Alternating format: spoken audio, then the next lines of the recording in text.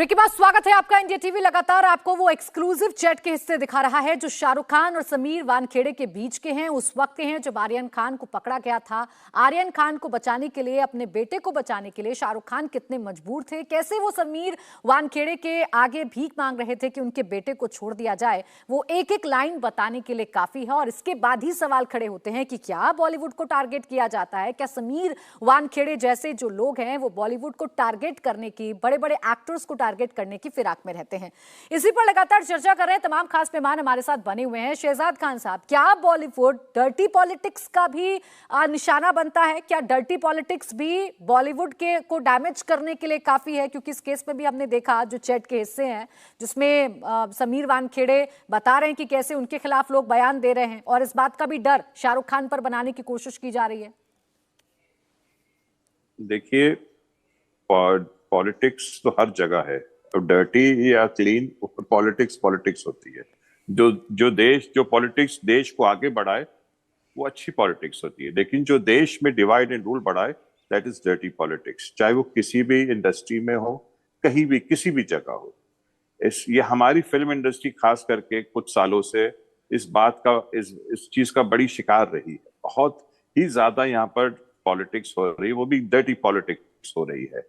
अब समझ, जैसे अब ये एक मिसाल दे रहा हूँ अभी हाल ही की बात, क्योंकि फ्रेश बात है। तो अब जैसे एक फिल्म रिलीज हुई है किसी स्टेट को लेके, अब देखिए जो प्रोड्यूसर डायरेक्टर है उस फिल्म के, वो कहीं नहीं आ रहे, किसी डिबेट पे नहीं आ रहे, बस पार्टी स्पोक्स पर्सन सब कूद रहे हैं।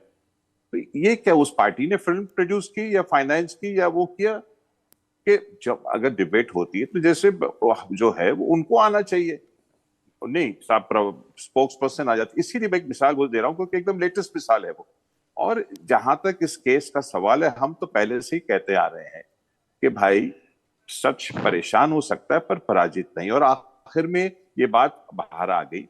अब मैं तो ये कहता हूँ ये तो शुरुआत है, बहुत सारी बातें आना, this is just the tip of the iceberg. हमें ना इस पे ज्यादा खुश होना चाहिए, ना हमें इस पे कुछ वो होना चाहिए। We should just control our horses and इंतजार करें। मेन फसाद की जड़ तक पहुंचना बहुत जरूरी है।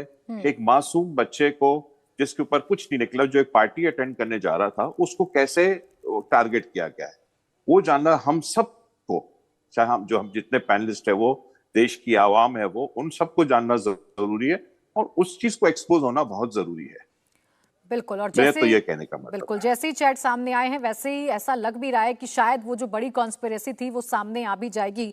और उस कॉन्स्पिरेसी का एक हिस्सा ये चैट भी है जिसमें शाहरुख खान ये बता रहे हैं कि कैसे उनके बेटे ने कुछ नहीं किया है लेकिन उसके बावजूद उसे जेल में डाला जा रहा है।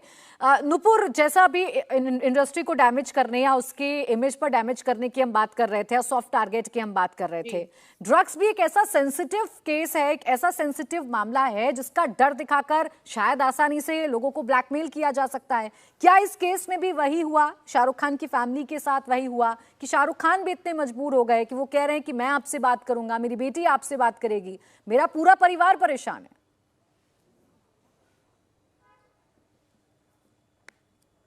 जी बिल्कुल, परेशानी की तो बहुत बात है क्योंकि बहुत सेंसिटिव इशू था और इसको बहुत सेंसेशनलाइज और बहुत हाइप दिया गया, बहुत उछाला गया इस मुद्दे को। देखिए, इस केस से पहले शायद समीर वानखड़े का नाम कोई नहीं जानता था, वो जानते हैं।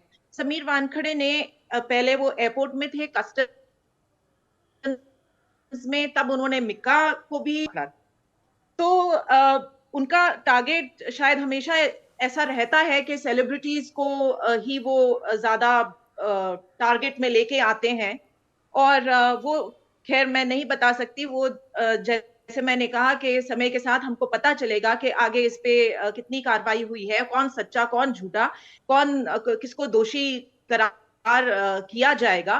बट आर्यन खान के लिए मैं सिर्फ ये कहूंगी कि वो जो जेल की उनका एक्सपीरियंस था वो बहुत गलत उनको डाला था और एक पूरा जो साइकोलॉजिकल माइंडसेट होता है वो चेंज हो जाता है, बहुत धक्का लगता है दिमाग पे। जैसे कि हमने सुना भी था कि वो बिस्कुट और पानी, बस बिस्किट और पानी पीते थे, उनको घर का भी खाना नहीं मिलता था।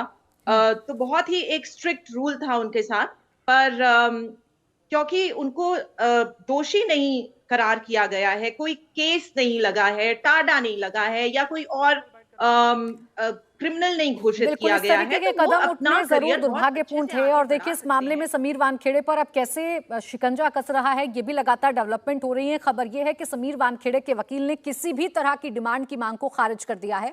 बॉम्बे हाई कोर्ट में आज समीर वानखेड़े पर सुनवाई हुई। सुनवाई के बाद वानखेड़े के वकील से शाहरुख खान के चैट पर भी सवाल पूछा गया। सुनिए। पिटीशन के अंदर समीर वानखेड़े का चैट मिस्टर ज्ञानेश्वर सिंह के साथ में है और समीर वानखेड़े का चैट मिस्टर शाहरुख खान के साथ में है। आपका सवाल कि शाहरुख खान का चैट रेलेवेंट क्यों है, क्योंकि आर्यन ने बेल के टाइम पर हाई कोर्ट के अंदर रिटन सबमिशंस एफर्मेशन के ऊपर फाइल किया सौगंधनामे पे कि किसी भी डिपार्टमेंटल ऑफिसर के खिलाफ किसी किस्म की शिकायत नहीं है। और यहां तक कहा गया है कि जो सोशल मीडिया पे पॉलिटिकल जो विलिफिकेशन चल रहा है समीर वानखेड़े का, उसके ऊपर जो झूठे इल्जाम लगाए जा रहे हैं पॉलिटिकल सर्कल्स में, उन एलिगेशंस को वो सपोर्ट नहीं करता। शाहरुख खान का जो चैट मेल है अगर आप देखोगे तो एक फादर अपने बेटे के लिए जो गिड़गिड़ा के जो रिक्वेस्ट करता है वो रिक्वेस्ट उसने की है। अगर पैसे के कोई डिमांड के बारे में बात होती तो उस चैट मेल के अंदर उसका जिक्र होता कि हमने इतने पैसे दिए, इतने में डिमांड हुई थी, इतने में सेटल हुआ। ऐसी कोई चैट कॉन्वर्जेशन नहीं है। On the contrary, Shahrukh Khan Sameer Wankhede को एक ऑनेस्ट अपराइट ऑफिसर का करार देते हुए ये बोलते हैं कि एक बाप जो है एक दूसरे बाप से रिक्वेस्ट करता है कि मेरे बच्चे का ध्यान रखना, मेरे बच्चे का ध्यान रखना। मैं चाहता हूं कि अगर उससे कुछ गलती हुई हो तो उसको हम सुधारें ताकि आगे उसकी जिंदगी बेहतर बने। और एग्जैक्टली उसी लाइन के ऊपर इन्वेस्टिगेशन समीर कर रहा था। उसके ऊपर किसी किस्म का वैसा केस नहीं बना जो कि दूसरों के ऊपर बना गया। इल्जाम जो लगाए गए हैं वो टोटल बेबुनियाद इल्जाम है। उन इल्जामों को बेबुनियाद बताने के लिए शाहरुख खान का चैट एनेक्स किया गया। तो शाहरुख खान का जो चैट है वो क्यों आया, जांच में ये बता रहे हैं वकील, और ये भी कह रहे हैं कि किसी भी तरीके से पैसे की जो डिमांड है वो नहीं की गई थी समीर वानखेड़े की तरफ से, क्योंकि ये बड़ा पॉइंट है जो उठाया गया कि 25 करोड़ रुपए की डिमांड की गई थी और बाद में सेटलमेंट 18 करोड़ पर हुआ था। मुर्तजा साहब, आप कुछ कह रहे हैं? मैं सिर्फ इतना कहना चाह रहा हूं कि समीर वानखेड़े अपने लेवल पे डिस्कशन और कन्वर्सेशन ही क्यों कर रहे थे? उनको किसने राइट दिया कि अपने सुपीरियर से पूछे बिना, प्रॉपर प्रोटोकॉल को फॉलो किए बिना वो शाहरुख खान से पर्सनल लेवल पे चैट कर रहे हैं? कौन ऑफिसर एंटाइटल्ड है कि पर्सनल लेवल पे डिस्कशंस कर रहे हैं? अगर प्ली भी है, मैं चलिए मान लेता हूं पैसे की बातचीत नहीं हो रही थी, पर how come he was even allowing himself कि एक पर्सनल लेवल पे उनको मोबाइल पे चैट्स आ रहे हैं, ईमेल्स आ रहे हैं कि अब दोस्त हैं या चड्डी बड्डी हैं शाहरुख खान के, जो पर्सनल लेवल पे उनके डिस्कशंस कर रहे हैं कि क्या सही है क्या गलत है। और होते कौन है ये उसको सुधारने वाले? आर्यन खान को लॉ अपना कोर्स लेगा, लीगल सिस्टम का प्रोसेस है वो फॉलो होगा। ये कौन होते हैं अपने लेवल पे उसको रिफॉर्म करने वाले, उसको फेवर करने वाले, उस एक फादर टू फादर कन्वर्सेशन करने वाले?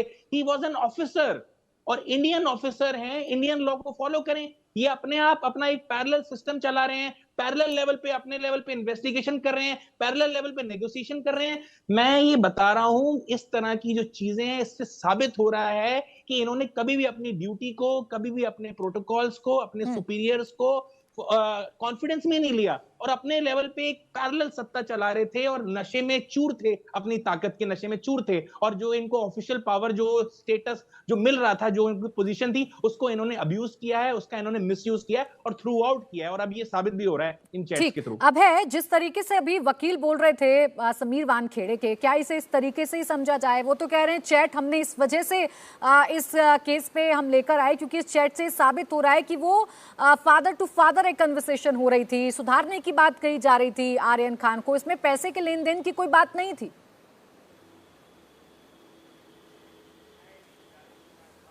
देखिए बिल्कुल प्राची, और चैट वायरल करने की मंशा भी यही थी, क्योंकि चैट वायरल जो की गई है, समीर वानखेड़े ने जो पिटीशन हाईकोर्ट में डाली उसमें ये सारी बातें इसीलिए यही सोचकर लिखी गई थी कि शाहरुख खान उनसे किस तरीके से बात कर रहे हैं और वो किस तरीके से समीर वानखेड़े की तारीफ कर रहे हैं, उनसे मिलने की बात कर रहे हैं, फादर टू फादर एक दूसरे से बात हो रही है। लेकिन हालांकि इस चैट के अंदर जिस तरीके से वकील कह रहे हैं कि 25 करोड़ की डिमांड की बात नहीं है, लेकिन इसके अंदर यह बात जरूर है कि यह कहा जा रहा है कि जैसा आपने कहा मैंने वैसा किया। शाहरुख खान समीर वानखेड़े से बात कह रहे हैं। और दूसरी बात, एनसीबी की जो विजिलेंस की रिपोर्ट है उस रिपोर्ट में साफ तौर पे कहा गया है कि किरण गोसावी और साथ ही जो एक दूसरा एक प्राइवेट विटनेस था उसके जरिए किस तरीके से 25 करोड़ में डील की गई, फिर 18 करोड़ में डील हुई और 50 लाख रुपए जो हैं वो टोकन मनी के तौर पर ले भी लिए गए थे। और इस विजिलेंस रिपोर्ट की जांच करने के बाद ही सीबीआई ने यह मुकदमा दर्ज किया है, जिसमें न केवल समीर वानखेड़े बल्कि कुछ और तत्कालीन जो एनसीबी के अधिकारी थे, जिसमें सुपरिटेंडेंट थे या फिर ये प्राइवेट पर्सन थे, इन सबके खिलाफ मुकदमा दर्ज किया गया है प्रिवेंशन ऑफ करप्शन की धाराओं में। और इस पूरे मामले के अंदर सीबीआई साफ तौर पर यह कह रही है कि वो समीर वानखेड़े से पूछताछ करना चाहती है, क्योंकि विजिलेंस की इंक्वायरी में साफ तौर पर कहा गया है कि किरण गोस्वामी नाम का जो प्राइवेट शख्स था, जिसकी फोटो आर्यन खान के साथ वायरल हुई थी, और उसी के बाद यह पूरा का पूरा मामला विवादों में आ गया था कि कैसे समीर वानखेड़े का एक क्लोज एसोसिएट जो है वो एनसीबी का अधिकारी बनकर आर्यन खान को न केवल गिरफ्तार करता है बल्कि प्राइवेट गाड़ी में बैठा के एनसीबी के दफ्तर में लेकर आता है। एक वॉइस नोट रिकॉर्ड किया जाता है जिसमें आर्यन खान की आवाज जो है वो शाहरुख खान तक पहुंचाई जाती है, जिसमें कहा जाता है कि पापा I am in NCB custody, please help me. इस तरीके की बातें की जाती हैं। किरण गोस्वामी की फोटो सामने आने के बाद ही ये पूरा का पूरा मामला खुला था कि किरण गोस्वामी की कोशिश की गई। अब है जिस तरीके से आप बता रहे हैं, उस तस्वीर का आप जिक्र कर रहे हैं, इमोशनली तोड़ने की कोशिश की गई, बच्चे को आधार बनाया गया और उसके बाद ही फिर शाहरुख खान ने बात की समीर वानखेड़े से, और उसी का जो हिस्सा है वो अब हम लगातार दिखा रहे हैं। मानवी, अब ऐसे में सबसे बड़ा सवाल यही है कि अभी तक हम जो देखते आए हैं या जो हम फिल्मी पर्दे पर देखते हैं वो असल में उन्हीं बॉलीवुड एक्टर्स के साथ हो जाता है जो ऐसे किरदारों को जीते हैं, जो अपने बच्चों को बचाने के लिए कैसे लोगों के सामने झुक जाते हैं। वही फिल्मी तस्वीर अभी हमें देखने को मिल रही है इस चैट के जरिए। बिल्कुल सही कहा। देखिए, एक परसेप्शन क्रिएट करना चाहते हैं ये लोग, और बॉलीवुड हमेशा से इनका सॉफ्ट टारगेट रहा है। कभी ये मूवीज को उठा करके ले आते हैं या कभी ये ड्रग्स के मामले में किसी न किसी स्टार किड को या कोई सेलिब्रिटी को ये लाइमलाइट में ले आते हैं। अब देखिए, मैं ये बोलना चाहती हूँ कि दाल में काला तो बहुत पहले से ही पता लग रहा था। जिस हिसाब से आर्यन की एक सेल्फी ली गई, क्योंकि एनसीबी का कुछ ना कुछ प्रोटोकॉल होते हैं और आपको उन प्रोटोकॉल्स पे पूरा फॉलो करना पड़ता है। जैसे गोसावी ने सेल्फी ली और जैसे आर्यन को एक वॉइस नोट के लिए उसने वॉइस नोट अपने मोबाइल में लिया और आगे वो शाहरुख खान को भेज दिया। तो ये सब तमाम चीजें हैं जो एनसीबी ऑफिस में ही रह करके ये चीज प्रोटोकॉल का पालन नहीं किया गया। और जब गौरी आई तो गौरी को एक गौरी बर्गर लेकर के आई, तो बर्गर लेने नहीं दिया। तो ये सोची समझी साजिश के तहत हुआ है और इस प्लानिंग के लिए बहुत टाइम लगा है। जैसे कि मेरे एक पैनल कहते हैं मिक्का को अरेस्ट किया, तो मैंने जैसे पहले बोला कि सॉफ्ट टारगेट बॉलीवुड या सेलिब्रिटीज हैं, तो इनका जो राशन पानी चलता है, इनके जो ये इंटरनेशनल ट्रिप्स होते हैं और ये जो इनकी ऊपरी कमाई है, क्योंकि इंटरनेशनल ट्रिप्स आप इस पोजीशन पे रह करके नहीं कर सकते, आपको उसके लिए कोई ऊपरी कमाई चाहिए। तो ऊपरी कमाई के लिए ये आप सब कुछ करते हैं। लेकिन मैं ये बोलना चाहती हूँ, अब देखना है मास्टरमाइंड कौन है। क्या समीर वानखेड़े, क्योंकि इतना बड़ा जो ये स्कैंडल चल रहा है, ये सिर्फ समीर वानखेड़े का मुझे लगता है दिमाग नहीं है, इसके पीछे मास्टरमाइंड जरूर हुआ कोई। तो अब ये जो इस पे कार्रवाई हो रही है, तो अब उस पे ये पता लगेगा कि इसके पीछे कौन कौन लोग इन्वॉल्व है। यानी शहजाद जी, जो बात आप कह रहे थे कि कुछ और बड़े लोग भी हो सकते हैं जो बॉलीवुड इंडस्ट्री को, खासकर जो टॉप एक्टर्स हैं, जो फेमस एक्टर्स हैं, उनको टारगेट करने की कोशिश करते हैं और इजीली उन्हें ट्रैप में फंसा लेते हैं। बिल्कुल बिल्कुल बिल्कुल बिल्कुल सही कहा आपने। Bollywood is sitting duck. एक और चीज मैं कहना चाहूंगा मैडम कि देखिए, कुछ हमारी पुलिस फोर्स, हमारे पुलिस वाले बहुत अच्छे हैं। We have got some very good police officers और हमें उनका मोरल डाउन नहीं करना चाहिए। लेकिन एक ऐसा ही सिमिलर केस या इससे और बुरा केस आपने सुना होगा, जो हमारे एक उद्योगपति है, उसके घर के वहां जो एक ऑफिसर ने कुछ गाड़ी रख दी थी जिसमें कुछ RDX था, ये था वो था। तो ये लोग ये ऐसी हरकतें करते रहते हैं। ये सब पैसों के चक्कर में होता है और तो ये सब चीजों को भी मद्देनजर माइंड में रखना चाहिए। और हर ऑफिसर को जो है, मैं तो कहता हूँ कि हमारी सरकार को ऐसे कुछ नियम बनाने चाहिए जो ऑफिसर्स को अच्छी उनकी तनख्वाहें बढ़ानी चाहिए, उन्हें अच्छी सहूलतें देनी चाहिए, उनके स्टेशंस को, पुलिस स्टेशंस को, उनको इस चीज को थोड़ा बहुत अच्छे, जैसे आप दुबई वगैरह में देखिए, ऑफिसर्स के पास, उनके पास एक से एक गाड़ियां होती है जो गवर्नमेंट की दी हुई होती है। वी शुड पैम्पर देम ताकि वो ये सब चीजें ना करे, ये सब चीजें करने से बचे वो। I feel that way. Main thing is वो है, कहते हैं ना, charity begins from home. First हमें हमारे ऑफिसर्स को इतना वो देना चाहिए ताकि उनके दिमाग में ये सब चीजें आए नहीं, इलीगल एक्सट्रॉशन हो या जो भी हो, उनके दिमाग में जो आता है कि उद्योगपतियों को से कैसे पैसे वसूले। हमारे मिनिस्टर भी जो बेचारे, वो भी 1 साल अंदर थे, ये सब एक कमिश्नर के को लेके जब उन्होंने, कमिश्नर साहब ने बात बाहर की, तो हमें हमारे पुलिस ऑफिसर्स को, चाहे वो कोई हमारा हवलदार हो या चाहे वो 3 स्टार हो, सीनियर पीआई या कमिश्नर हो, दे शुड बी गिवन सच कुछ पैकेजेस, दैट उनको ये सब करने की जरूरत नहीं पड़े। That's what I feel and I think we should look into that matter too. ठीक है, पैसे का खेल है आप कह रहे हैं, और इस पैसे की वजह से ही जो सॉफ्ट टारगेट है वो कर दिया जाता है। मुर्तजा जी कुछ कह रहे हैं आप? मैं कह रहा हूं सिर्फ बात पैसे की नहीं है, बात अब्यूज ऑफ पावर की भी है। उसको कैसे आप कंपनसेट करेंगे? ठीक है, सैलरीज बढ़ा देंगे आप इन लोगों की, इनको पैकेजेस दे देंगे, पर कुछ लोग जो पावर का अब्यूज करना चाहते हैं सिस्टम में रह के, संदीप वानखेड़े जैसे लोग जो पावर का अब्यूज करना चाहते हैं, उसका क्या? ये पावर को भी अब्यूज करते हैं। सिर्फ पैसे की बात नहीं है यहाँ पे, इनको मजा आता है, इनको आदत हो जाती है, लत लग जाती है कि कैसे मैं पावर को अब्यूज कर सकता हूँ, कैसे शाहरुख खान को मैं अपने घुटनों पे लाके भीख मंगवा सकता हूँ, गिड़गिड़ा सकता हूँ। इसको आप किस पैसे से इक्विवेलेंट माप सकते हैं कि किंग ऑफ बॉलीवुड आपके घुटनों पे आके गिड़गिड़ा रहा है कि प्लीज मेरे बच्चे को कुछ हार्म मत पहुंचाओ? बिल्कुल, और वही जो चैट है वो कम से कम बता रही है। राजेश, अभी जो समीर वानखेड़े के वकील कह रहे थे, समीर वानखेड़े जस्ट उनके पास खड़े हुए हैं और वो ये दिखाने की कोशिश कर रहे हैं कि देखिए इस चैट से तो ये पता चल रहा है कि शाहरुख खान कैसे तारीफ कर रहे हैं समीर वानखेड़े की, कैसे बता रहे हैं समीर वानखेड़े कितने अच्छे, कितने काबिल अफसर हैं, और उन्हें यकीन है कि वो उनके बेटे को बाहर निकाल लेंगे, उन्हें यकीन है कि बेटे की मदद करेंगे। बिल्कुल, देखिए, शाहरुख खान के साथ चैट हो या फिर डीडीजी ज्ञानेश्वर सिंह के साथ चैट हो, दोनों चैट्स के जरिए समीर वानखेड़े और उनकी टीम ये बताने की कोशिश कर रही कि वो पाक साफ हैं, उन्होंने रिश्वत की मांग नहीं की है। और आज चैट लगाने के पीछे की मंशा भी उनके वकील ने बताई कि उसमें पैसों का जिक्र नहीं है, यही वजह है कि वो चैट कोर्ट में लगाई गई है। आगे जब इस मामले में जिरह होगी तब इसका बार बार जिक्र किया जाएगा कि शाहरुख खान से आप पैसे मांगने की बात करते हैं, लेकिन जब डायरेक्ट हमारी बात हो रही शाहरुख खान से सीधे सीधे, उसमें हमने पैसे की बात नहीं की है। लेकिन कई ऐसे शब्द हैं, कई ऐसे उसमें वाक्य हैं जिसके कई छुपे हुए अर्थ भी हैं प्राची, ये हमें देखना होगा। जिसमें जो प्रॉमिस है वो उसकी बात की जा रही है कि आपने प्रॉमिस किया था, ये सारी बातें भी उस चैट में कही गई हैं। उसका क्या मतलब है, उसके पीछे क्या कहानी है, ये भी जैसे जैसे आगे ये कार्रवाई चलेगी, कोर्ट में मामला चलेगा, वो साफ होगा। लेकिन अभी तो मंशा यही दिखती है इन चैट्स के जरिए या पूरी याचिका के जरिए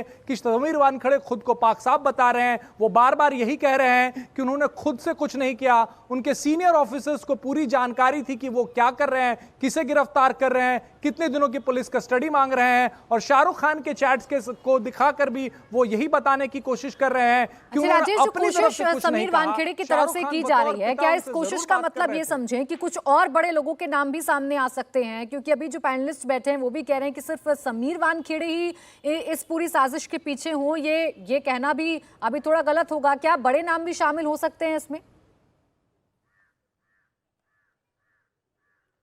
बिल्कुल, देखिए, जो सूत्र बताते हैं कि सिर्फ शाहरुख खान के साथ चैट नहीं है। जब वो पूरा 1 महीने का ये पूरी कार्रवाई थी और आर्यन खान तकरीबन 26 से 28 दिन जेल में थे, तब कई लोगों ने कई तरह से आर्यन खान, शाहरुख खान या फिर समीर वानखेड़े को अप्रोच किया था। और ये बताया जा रहा है समीर वानखेड़े की टीम के द्वारा, जो सूत्र हैं उनके टीम में, वो बता रहे हैं कि कई और लोगों के साथ बातचीत भी सामने वो रख सकते हैं कोर्ट में और खुद को पाक साफ बताने के लिए। लेकिन उससे उनको केस में कितना फायदा होगा ये तो बाद में ही पता चल पाएगा। लेकिन कई और लोगों के नाम सामने आ सकते हैं। जब दिल्ली हाईकोर्ट में उन्होंने याचिका लगाई तब डीडीजी ज्ञानेश्वर सिंह और डीडीजी अशोक मुथा जैन का जिक्र था। आज जब उन्होंने याचिका लगाई है तो शाहरुख खान के साथ चैट जो है वो सामने रखे हैं। बताया जा रहा है कि राजनेताओं के साथ भी बातचीत है। अब वो किस तरीके के बातचीत है वो बाद में पता चल पाएगा, लेकिन सूत्र ही बता रहे हैं कि आने वाले दिनों में और भी चैट्स जो हैं वो सामने आ सकते हैं। प्राची,